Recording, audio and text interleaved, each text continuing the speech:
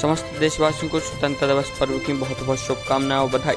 सौजन्य समस्त स्टाफ शासकीय हाई स्कूल बमनौरा।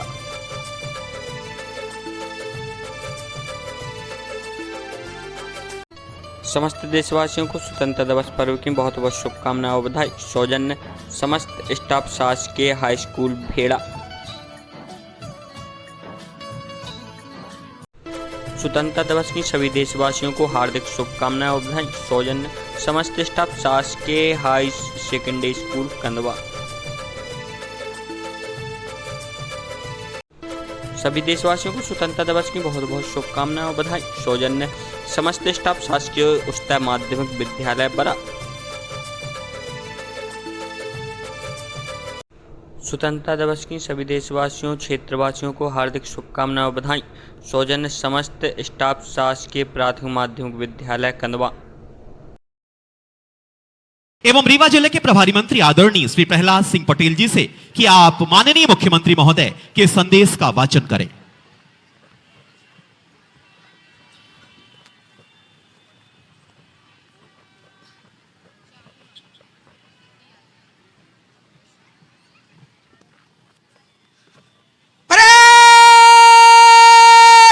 विश्राम।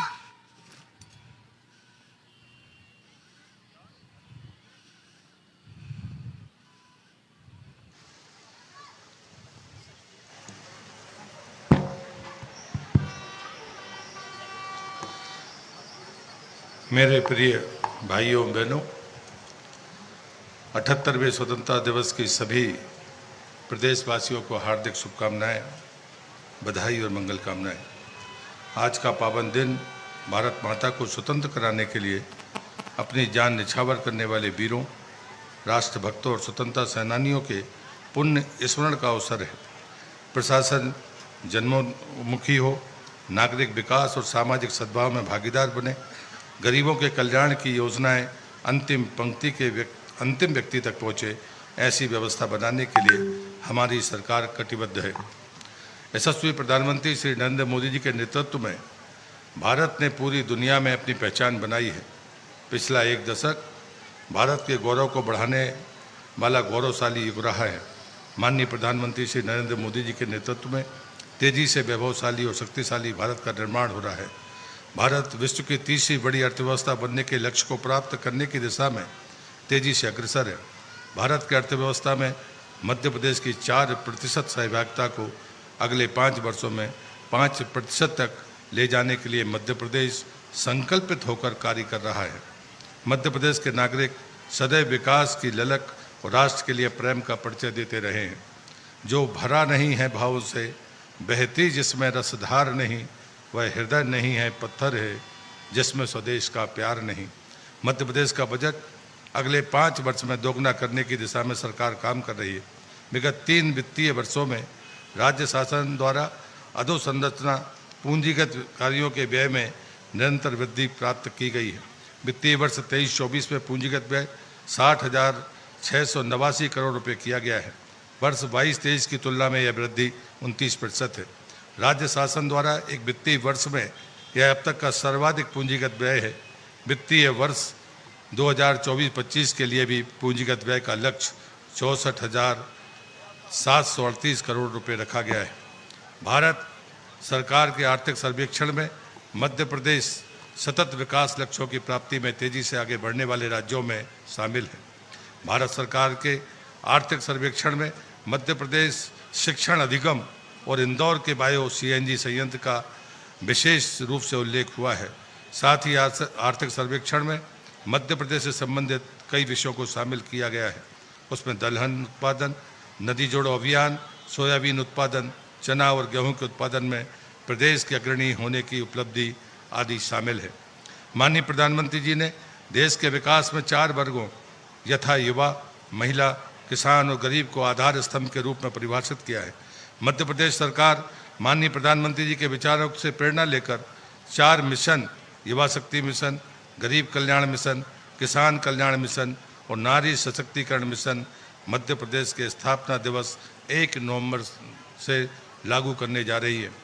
युवा शक्ति मिशन के अंतर्गत शिक्षा, कौशल विकास, रोजगार उद्यमिता, नेतृत्व विकास, सांस्कृतिक और सामाजिक विकास की कार्य योजना पर मिशन मोड में कार्य किया जा रहा है। गरीब कल्याण मिशन स्वरोजगार योजनाएं, सामाजिक सुरक्षा योजनाएं, आवास, शिक्षा और स्वास्थ्य की सुविधा आदि की दिशा में कार्य करेगा। युवा शक्ति मिशन युवाओं के भविष्य को उज्जवल और सशक्त बनाने का संकल्प है। स्वामी विवेकानंद ने कहा था, उठो जागो और तब तक मत रुको जब तक लक्ष्य की प्राप्ति ना हो जाए। यह समय है जब आप अपनी ऊर्जा, अपनी शक्ति और अपने आत्मविश्वास को पहचानें और इस देश को नई ऊंचाइयों तक ले जाएं।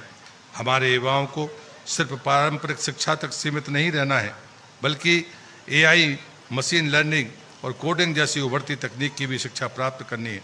इसके लिए हमने 485 करोड़ रुपए का निवेश किया है। प्रदेश के 55 जिलों के महाविद्यालयों को एक एक पीएम कॉलेज ऑफ एक्सीलेंस में परिवर्तित किया है। इन कॉलेजों में संस्कृत, बायोटेक्नोलॉजी और कंप्यूटर साइंस जैसे नए विषयों को जोड़ा गया है।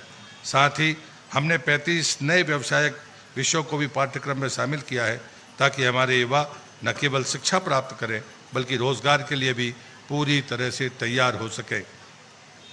सरकारी नौकरियों के रिक्त पदों को भरने के लिए तेजी से काम किया गया है और विगत 8 महीनों में शासकीय नौकरी के 11,000 से अधिक नियुक्ति पत्र जारी किए जा चुके हैं। राज्य में 10,000 करोड़ की लागत से 60 से अधिक नई उद्योग इकाइयों की स्थापना की जा रही है, जिसमें 17,000 से अधिक रोजगार के अवसर उत्पन्न होंगे। कौशल विकास को राज्य शासन ने प्राथमिकता पर रखा है। मुख्यमंत्री सीखो कमाओ योजना में 8,000 चयनित प्रशिक्षणार्थियों को 6 करोड़ 60 लाख रुपए का स्टाइपेंड प्रदान किया गया है, ताकि वे अपने कौशल को और निखार सकें और बेहतर रोजगार के अवसर प्राप्त कर सकें। इस वर्ष भारत सरकार के बजट में सीखो कमाओ योजना की तर्ज पर इंटर्नशिप कार्यक्रम को भी बढ़ावा दिया गया है। पेरिस ओलंपिक में प्रदेश के 5 खिलाड़ियों की भागीदारी से प्रदेश गौरवान्वित हुआ है। वर्ष 23-24 में मध्य प्रदेश की खेल अकादमियों के खिलाड़ियों ने अंतर्राष्ट्रीय स्तर पर 37 स्वर्ण, 18 रजत, 15 कांस्य, इस तरह कुल 70 पदक और राष्ट्रीय स्तर पर 690 पदक जीतकर प्रदेश की शान बढ़ाई है। प्रदेश को स्पोर्ट्स हब बनाने और खेलों के माध्यम से पर्यटन विकास के प्रयास शुरू किए गए हैं।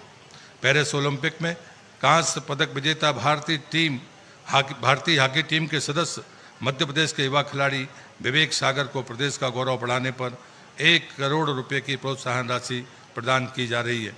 विकसित भारत 2047 के लक्ष्य को प्राप्त करने में युवाओं की बड़ी भूमिका है। युवा भविष्य है, युवा ही देश और समाज के निर्माता हैं और युवाओं के संकल्प, मेहनत और सोच ही इस देश को ऊंचाइयों तक पहुंचाएगी। गरीब कल्याण मिशन के माध्यम से प्रदेश ने गरीब और कमजोर वर्गों के युवाओं के जीवन में एक नया अध्याय लिखने का संकल्प लिया है। यह मिशन एक व्यापक अभियान है जो हमारे समाज के सबसे वंचित तबके को सशक्त और सामर्थ्यवान बनाने के लिए समर्पित है। हमारी सरकार मानती है कि गरीब व्यक्ति को गरीबी के चक्रव्यूह से निकालकर उसे एक सम्मानित और सुरक्षित जीवन प्रदान करना हमारा मुख्य उद्देश्य है। हम मानते हैं कि जब तक समाज के सबसे निचले पायदान पर खड़े व्यक्ति का कल्याण नहीं होगा, तब तक प्रदेश का वास्तविक विकास अधूरा है। इसलिए हम इस मिशन के तहत गरीबों के जीवन स्तर को सुधारने, उसे रोजगार और स्वरोजगार से अवसर देने, सामाजिक सुरक्षा प्रदान करने और बुनियादी सुविधाओं की सुलभता सुनिश्चित करने के लिए कटिबद्ध है। प्रदेश सरकार ने इंदौर की हुक्मचंद मिल के 4,800 श्रमिक परिवारों को 224 करोड़ रुपए की राशि का भुगतान किया है। प्रदेश में स्वामित्व योजना के माध्यम से 23,50,000 लोगों को स्वामित्व अधिकार पत्र वितरित किए जा चुके हैं, जिससे वे अपने अधिकारों के प्रति जागरूक हो सकें और आत्मनिर्भर बन सकें। इस योजना के अंतर्गत 24,000 से अधिक ग्रामों का डाटा एकत्रित कर 24 लाख अधिकार अभिलेख तैयार किए गए हैं। प्रधानमंत्री आवास योजना ग्रामीण क्षेत्रों में प्रदेश में लगभग 7 लाख मकानों का निर्माण कर लिया गया है। पीएम जनमन योजना में विशेष पिछड़ी जातियों, बैगा, सहारिया और भारिया के परिवारों को पक्का आवास देने की शुरुआत की गई है। मध्य प्रदेश इस योजना के क्रियान्वयन पर प्रथम स्थान पर है। प्रधानमंत्री आवास योजना शहरी के क्रियान्वयन में मध्य प्रदेश को बेस्ट परफॉर्मिंग स्टेट अवार्ड की श्रेणी में दूसरा स्थान प्राप्त हुआ है। शहरी विकास क्षेत्र में 9,51,000 आवास स्वीकृत हुए हैं। इसमें से 7,91,000 आवासों का कार्य पूर्ण किया जा रहा है।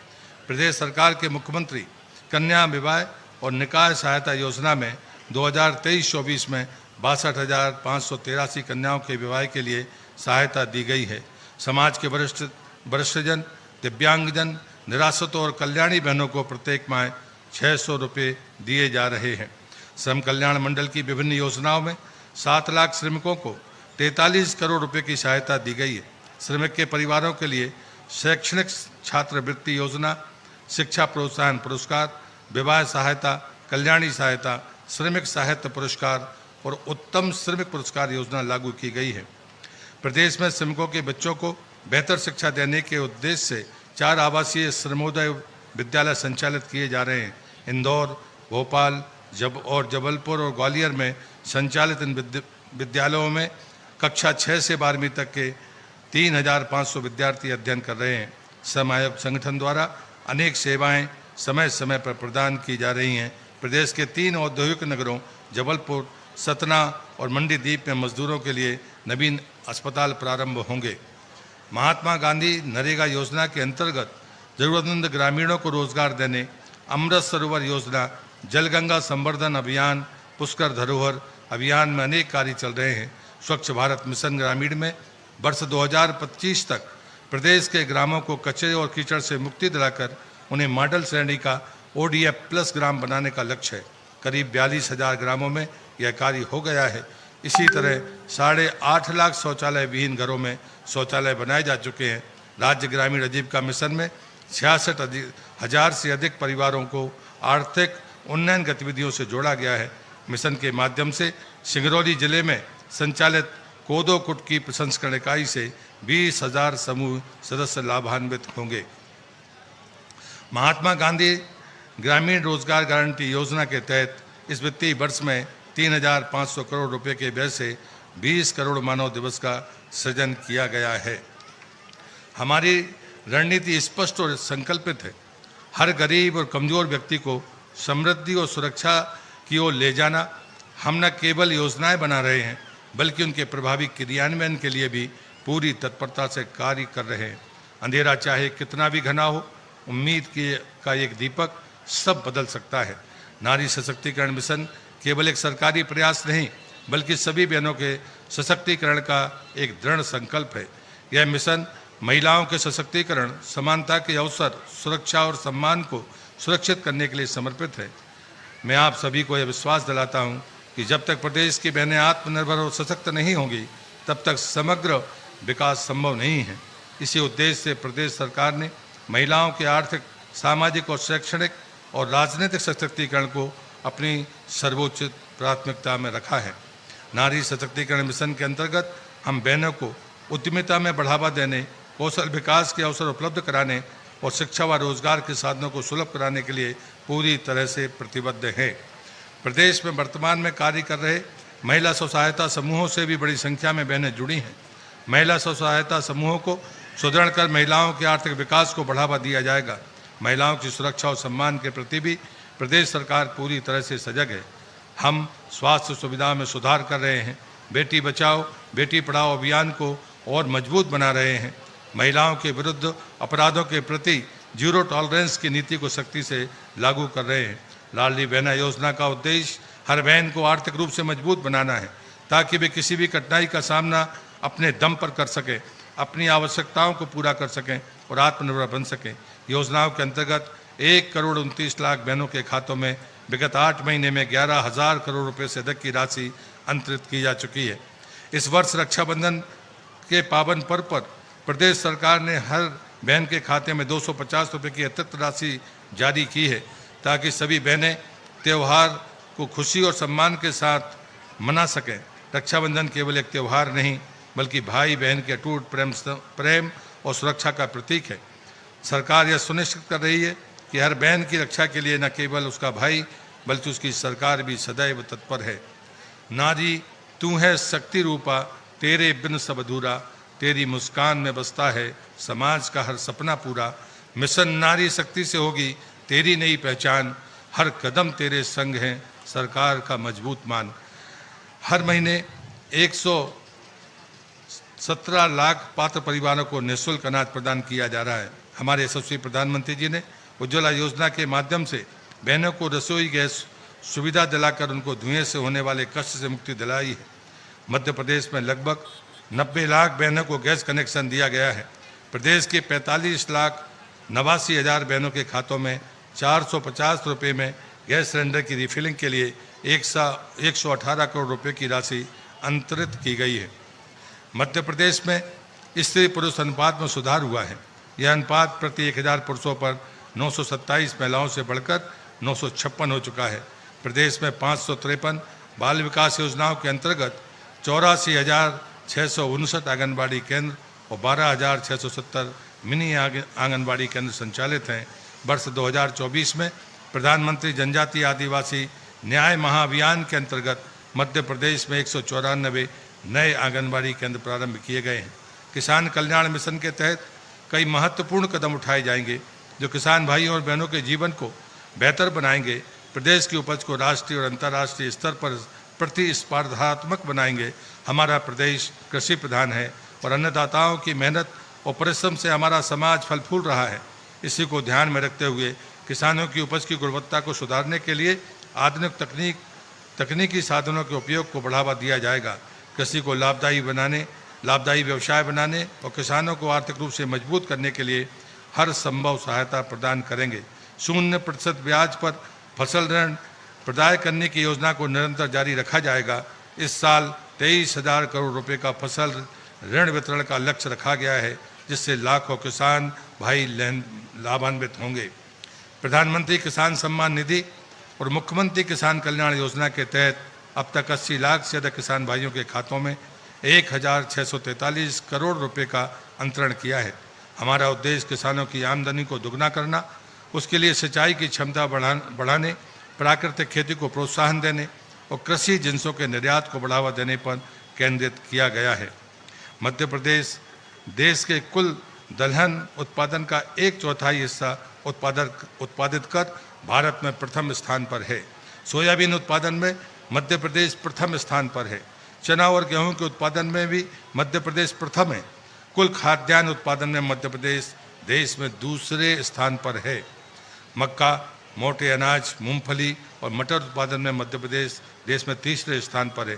देश के कुल तिलहन उत्पादन में मध्य प्रदेश का 5वां हिस्सा है। इस उपलब्धि के लिए प्रदेश के सभी किसान भाइयों को बधाई के पात्र हैं। प्रधानमंत्री फसल बीमा योजना में वित्त वर्ष में 2,000 करोड़ रुपए का प्रावधान है। खरीफ 23 के अंतर्गत 25 लाख से ज़्यादा किसानों को 750 करोड़ रुपए से अधिक की राशि दावों का भुगतान किया गया है। पहली बार प्रदेश में किसानों के लिए ऋण अदायगी की अंतिम तिथि 28 मार्च से पहले सरकार के दावों का भुगतान कर किसानों को अनावश्यक ब्याज भरने के दंड से बचाया है। प्रदेश सरकार ने श्री अन्न उत्पादन को बढ़ावा देने के लिए रानी दुर्गावती श्री अन्न प्रोत्साहन योजना लागू की है। योजना में किसानों को प्रति कुंटल 1,000 रुपये की विशेष प्रोत्साहन राशि दी जा रही है।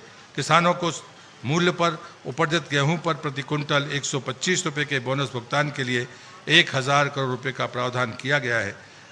रबी विपणन वर्ष 24-25 में 6 लाख से अधिक किसानों से 48,35,000 मीट्रिक टन से अधिक गेहूं का समर्थन मूल्य पर उपार्जन किया जा चुका है। मध्य प्रदेश संतरा, धनिया, लहसुन और मसाला उत्पादन में देश में प्रथम और समग्र रूप से उद्यान की फसलों के उत्पादन में देश के शीर्ष 3 राज्यों में शामिल है। प्रदेश में संभाग स्तर पर 10 नर्सरियों को हाईटेक बनाने की कार्रवाई की जा रही है। उन्हें कुशल प्रबंधन के लिए पोर्टल बनाया गया है। मध्य प्रदेश सहकार से समृद्धि की परिकल्पना को साकार करने के लिए कृत संकल्पित। प्रदेश में सहकारिता क्षेत्र को सशक्त बनाने के लिए अनेक कदम उठाए गए हैं। प्रदेश में 53,000 सहकारी समितियों के माध्यम से समाज के कमजोर वर्गों के उत्थान का कार्य हो रहा है। प्रदेश के पश्चिम अंचल की तुलना में पूर्वी क्षेत्र में जिलों में कम दुग्ध उत्पादन के असंतुलन को दूर कर दुग्ध उत्पादन में वृद्धि के लिए नेशनल डेयरी डेवलपमेंट बोर्ड के साथ करारनामा किया गया है। पशुपालकों को बिचौलियों के शोषण से मुक्ति दिलवाने के लिए वर्ष 24-25 में मुख्यमंत्री सहकारी दुग्ध उत्पादक प्रोत्साहन योजना लागू की गई है। योजना में 150 करोड़ रुपए का प्रावधान किया गया है। गौशालाओं में पशु आहार योजना पर इस वर्ष 250 करोड़ रुपए खर्च किए जाएंगे। मध्य प्रदेश सरकार दुग्ध उत्पादन को बढ़ावा देने के लिए प्रोत्साहन राशि देगी, जिसका लाभ दुग्ध सहकारी समितियों से जुड़े किसानों को मिलेगा। अच्छी सड़कें प्रदेश के विकास को गति प्रदान करती हैं। प्रदेश में 6 एक्सप्रेस वे परियोजनाएं प्रारंभ की गई हैं। 24-25 में 5100 किलोमीटर लंबी सड़कों का निर्माण और नवीनीकरण किया जाएगा। जबलपुर और भोपाल में एलिवेटेड कॉरिडोर का निर्माण किया जा रहा है। उज्जैन जावरा के मध्य 4 लेन की ग्रीनफील्ड एक्सेस कंट्रोल्ड हाईवे निर्माण के लिए 5017 करोड़ रुपए से अधिक की स्वीकृति दी गई है। प्रधानमंत्री सड़क योजना में इस वित्त वर्ष में 900 किलोमीटर से अधिक लंबाई की सड़कें बन गई हैं। इस योजना में पर्यावरण की अनुकूलता की दृष्टि से नई तकनीक के वेस्ट प्लास्टिक का इस्तेमाल कर करीब 1500 किलोमीटर लंबे मार्गों का निर्माण एवं 1440 किलोमीटर मार्ग का नवीनीकरण करवाया गया है। प्रदेश में कुल 50 लाख हेक्टेयर क्षेत्र सिंचित है। प्रदेश सरकार ने 5 वर्षों में 28-29 तक सिंचाई क्षमता को 1 करोड़ हेक्टेयर तक बढ़ाने का लक्ष्य निर्धारित किया है। सिंचित रकबा बढ़ाने और पेयजल उपलब्धता सुनिश्चित करने के लिए उत्तर प्रदेश और मध्य प्रदेश राज्य की कैन बेतवा लिंक परियोजना से प्रदेश के 10 जिलों के 1900 ग्रामों में 8,11,000 हेक्टेयर क्षेत्र में सिंचाई सुविधा, 41 लाख की आबादी को पेयजल की सुविधा मिलेगी और 150 मेगावाट विद्युत का उत्पादन होगा। राजस्थान और मध्य प्रदेश राज्य की पार्वती काली सिंध चंबल लिंक परियोजना पर भी कार्य किया जा रहा है, जिसका लाभ प्रदेश के 10 जिलों को मिलेगा। मध्य प्रदेश विद्युत उपलब्धता में वृद्धि के लिए किए गए प्रयासों के फलस्वरूप आत्मनिर्भर हो गया है। प्रदेश की उपलब्ध विद्युत क्षमता 22,823 मेगावाट है। भविष्य में भी विद्युत क्षेत्र में प्रदेश आत्मनिर्भर बना रहे, इसके लिए उपलब्ध विद्युत क्षमता में 3,315 मेगावाट की वृद्धि का कार्यक्रम है, जिसमें 510 मेगावाट की क्षमता की वृद्धि की जा चुकी है। गैर कृषि उपभोक्ताओं को 24 घंटे और कृषि उपभोक्ताओं को 10 घंटे प्रतिदिन विद्युत प्रदान की जा रही है। प्रदेश में पारिश्रण हानियाँ अब मात्र 2.61% रह गई हैं, जो पूरे देश में न्यूनतम हानियों में शामिल है। प्रदेश के घरेलू उपभोक्ताओं और कृषि उपभोक्ताओं को राहत देने के लिए क्रमशः अटल गृह ज्योति योजना एवं अटल कृषि ज्योति योजना लागू है। अटल कृषि ज्योति योजना के 10 हार्स पावर तक के अनमीटर से स्थायी कृषि पंप कनेक्शनों को 750 रुपये प्रति हार्स पावर प्रति वर्ष एवं 10 हार्स पावर से अधिक के अनमीटर से स्थायी कृषि पंप कनेक्शनों को 1,500 रुपये प्रति हार्स पावर प्रति वर्ष की फ्लैट रेट दर से विद्युत प्रदाय किया जा रहा है। प्रदेश के 71 लाख से अधिक ग्रामीण परिवारों को जल जीवन मिशन के अंतर्गत घर में जल प्रदाय की सुविधा प्रदान की गई है। प्रदेश के 14,636 ग्रामों के समस्त घरों में नल से जल पहुंचाया जा रहा है। ग्रामीण क्षेत्रों में 64% ग्रामीण परिवार पेयजल की यह सुविधा प्राप्त कर रहे हैं। प्रदेश के 2 जिलों बुरहानपुर और निवाड़ी में यह कार्य 100% हो गया है। ग्रामीण नल जल योजनाओं के संचालन अनुसंधान में गांव के ही नौजवानों की भागीदारी सुनिश्चित करने के लिए उन्हें जरूरी प्रशिक्षण भी दिलवाया जा रहा है। खुले बोरवेल में छोटे बच्चों के गिरने से उनकी मौत पर नियंत्रण के लिए प्रदेश में अधिनियम लागू किया गया है। प्रदेश में टेक्सटाइल्स में क्षेत्र में निरंतर निवेश के दरवाजे खुल रहे हैं।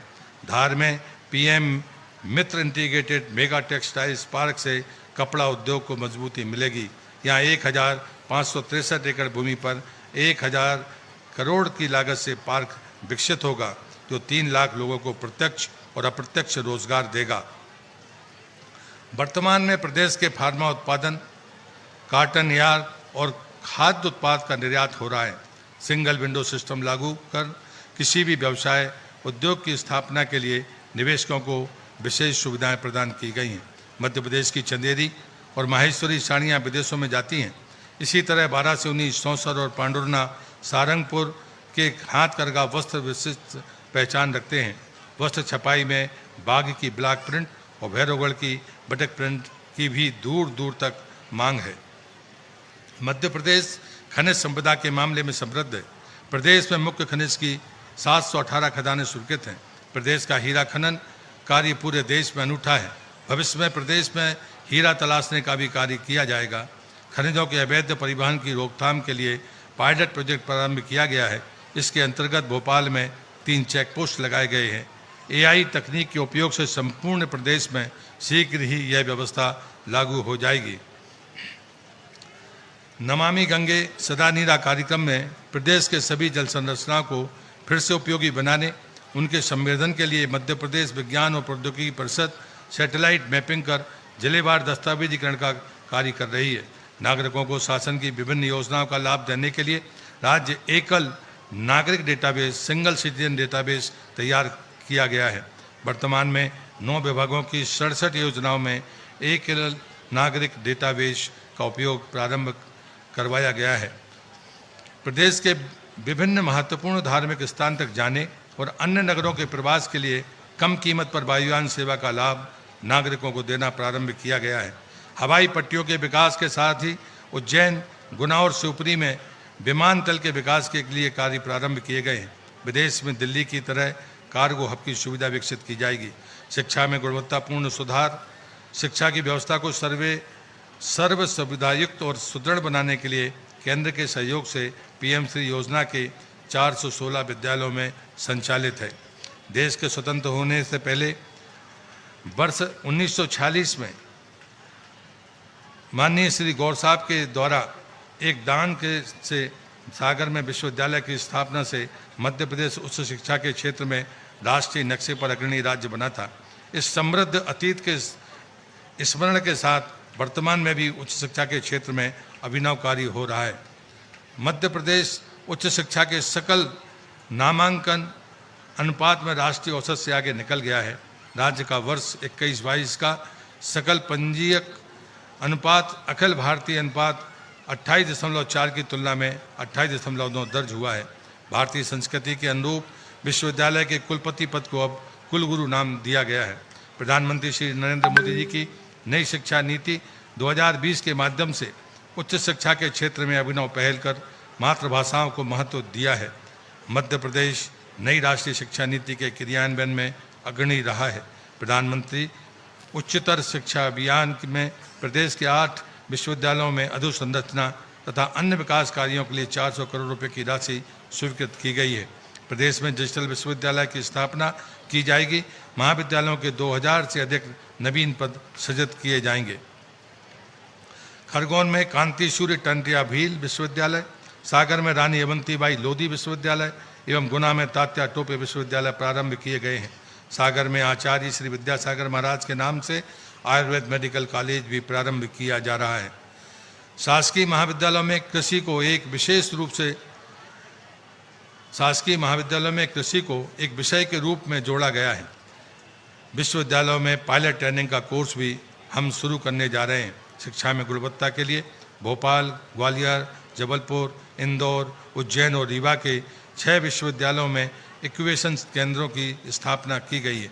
महाविद्यालय स्तर पर विदेशी भाषाओं के अध्ययन केंद्र भी बनाए जाएंगे। प्रदेश में देवास, छिंदवाड़ा और एवं धार ITI को ग्रीन स्किलिंग ITI के रूप में विकसित कर सोलर टेक्नीशियन और इलेक्ट्रिक व्हीकल मैकेनिक पाठ्यक्रम प्रारंभ किए हैं। मुख्यमंत्री मेधावी विद्यार्थी योजना में इस वर्ष 61,629 मेधावी विद्यार्थियों को 450 करोड़ रुपए की राशि उपलब्ध कराई गई है। मुख्यमंत्री सीखो कमाओ योजना में 20,000 से अधिक विद्यार्थी प्रशिक्षित किए गए हैं। योजना में फरवरी 2024 में 8,000 चयनित प्रशिक्षार्थियों को 6 करोड़ 60 लाख रुपए दिए गए हैं। प्रदेश में चिकित्सा व्यवस्था को बेहतर बनाने के लिए आगामी 2 वर्षों में लगभग 25,000 पदों को भरने की कार्य योजना है।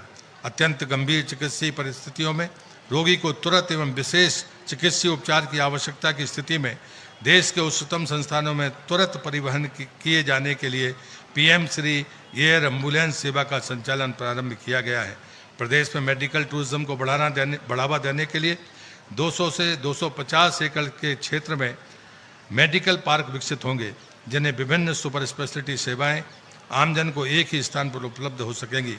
प्रदेश के कुल 346 सामुदायिक केंद्रों को FRU में उन्नत करते हुए स्वास्थ्य सेवाओं को सुदृढ़ किए जाने की कार्ययोजना तैयार की गई है। प्रदेश में सिकल सेल एनीमिया की रोकथाम एवं बचाव के लिए विशेष प्रयास किए जा रहे हैं। समस्त आदिवासी बहुल जिलों में सिकल सेल एनीमिया की जांच की जा रही है। प्रत्येक जिला अस्पताल में आयुष विंग बनाया गया है। प्रदेश में प्रत्येक जिला अस्पताल में आगामी 17 सितंबर को माननीय प्रधानमंत्री के जन्मदिन के अवसर पर रेड क्रॉस से जन आरोग्य केंद्र प्रारंभ किए जा रहे हैं।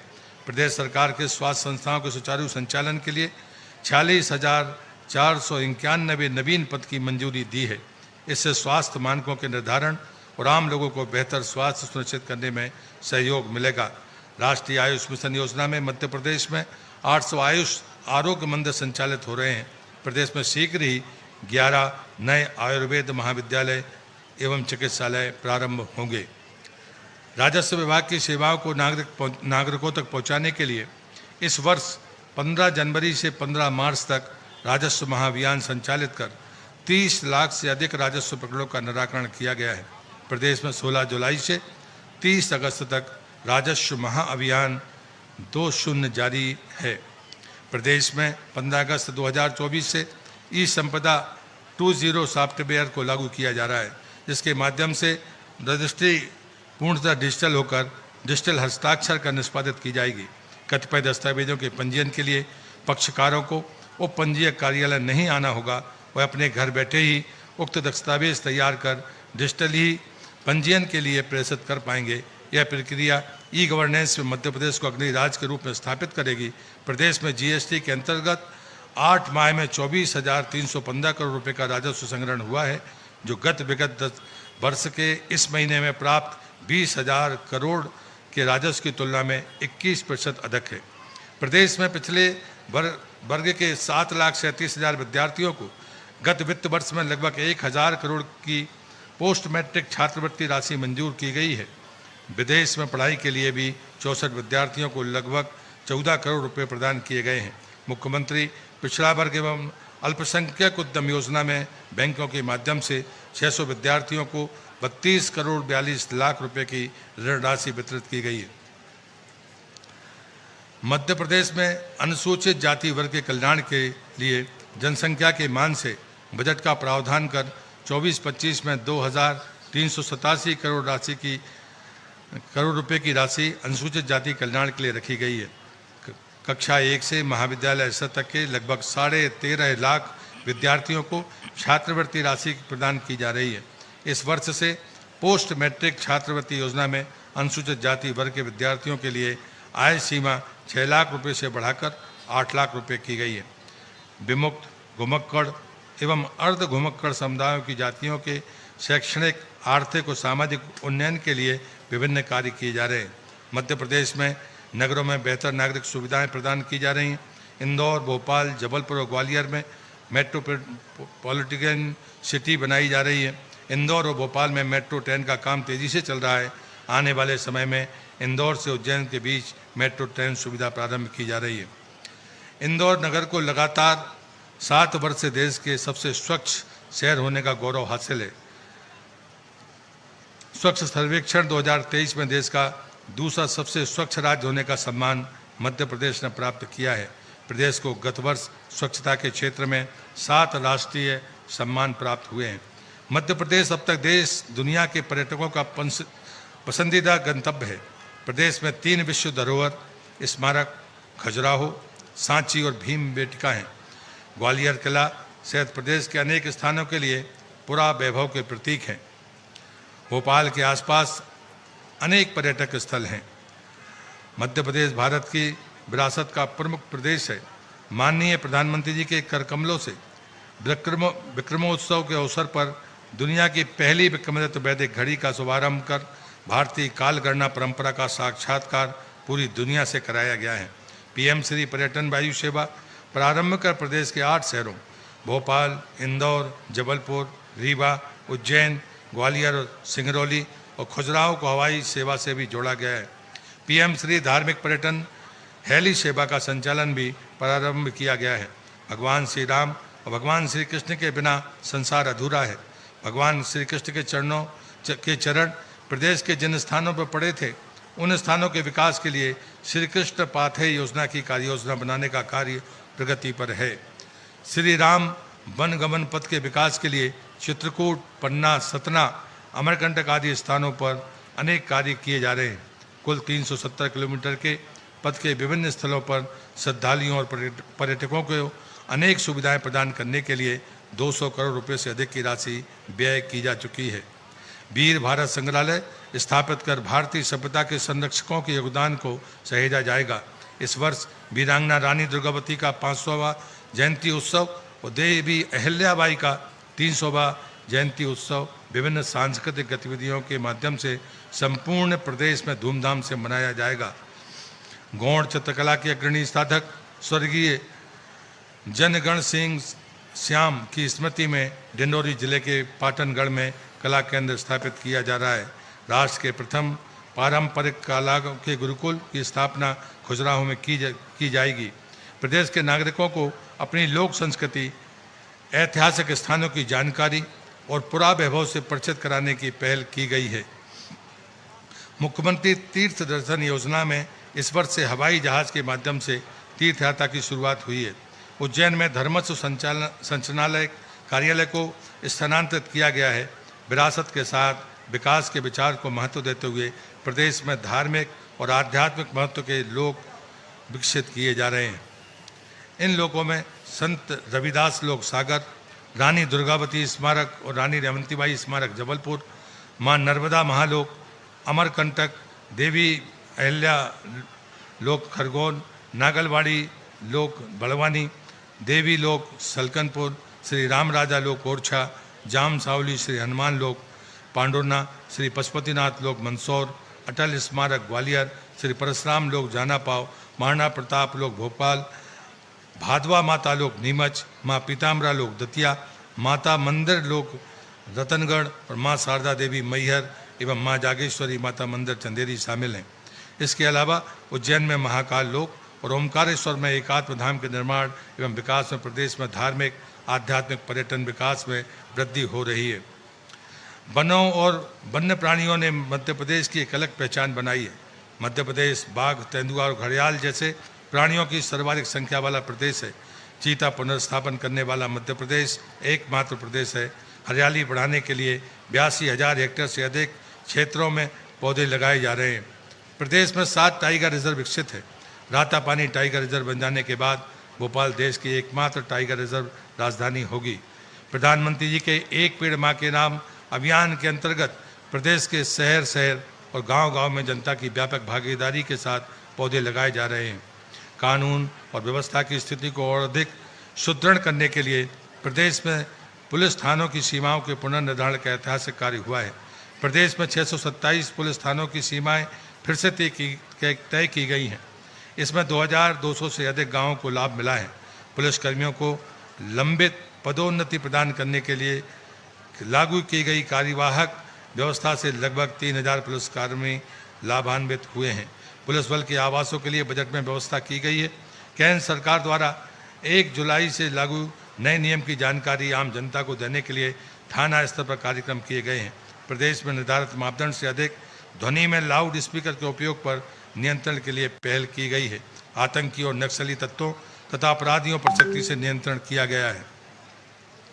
कैदियों को आयुष्मान कार्ड प्रदान करने के साथ ही टेलीमेडिसिन की सुविधा प्रारंभ की। सभी देशवासियों क्षेत्रवासियों को स्वतंत्रता दिवस पर्व की बहुत बहुत शुभकामनाएं और बधाई। सौजन्य समस्त सरपंच संघ बंडा। सभी देशवासियों क्षेत्रवासियों को स्वतंत्रता दिवस पर्व की बहुत बहुत शुभकामनाएं और बधाई। सौजन्य से समस्त ग्रामवासी ग्राम पंचायत लरेटी। सभी देशवासियों को स्वतंत्रता दिवस पर्व की बहुत बहुत शुभकामनाएं और बधाई। सौजन्य से समस्त ग्रामवासी ग्राम पंचायत मंजिला। स्वतंत्रता दिवस की सभी देशवासियों को हार्दिक शुभकामनाएं और बधाई। सौजन्य से समस्त ग्राम पंचायत वासी ग्राम पंचायत पजनारी। राष्ट्रीय पर्व स्वतंत्रता दिवस की सभी देशवासियों को हार्दिक शुभकामनाएं और बधाई। सौजन्य से समस्त स्टाफ शासकीय हाई सेकेंडरी स्कूल भड़राना। शासकीय हाई स्कूल सासा की तरफ से सभी देशवासियों को स्वतंत्रता दिवस पर्व की बहुत बहुत शुभकामनाएं और बधाई। स्वतंत्रता दिवस की सभी देशवासियों को हार्दिक शुभकामनाएं और बधाई। सौजन्य से समस्त ग्रामवासी, ग्राम पंचायत हिनौता सहावन। सभी देशवासियों को स्वतंत्रता दिवस की हार्दिक शुभकामनाएं और बधाई। सौजन्य से समस्त कार्यकर्ता, युवक कांग्रेस बंडा। स्वतंत्रता दिवस की सभी देशवासियों को हार्दिक शुभकामनाएं और बधाई। सौजन्य समस्त स्टाफ, शासकीय हाई स्कूल घोगरा। स्वतंत्रता दिवस की सभी देशवासियों को हार्दिक शुभकामनाएं और बधाई। सौजन्य समस्त स्टाफ, शासकीय प्राथमिक शाला कनवा।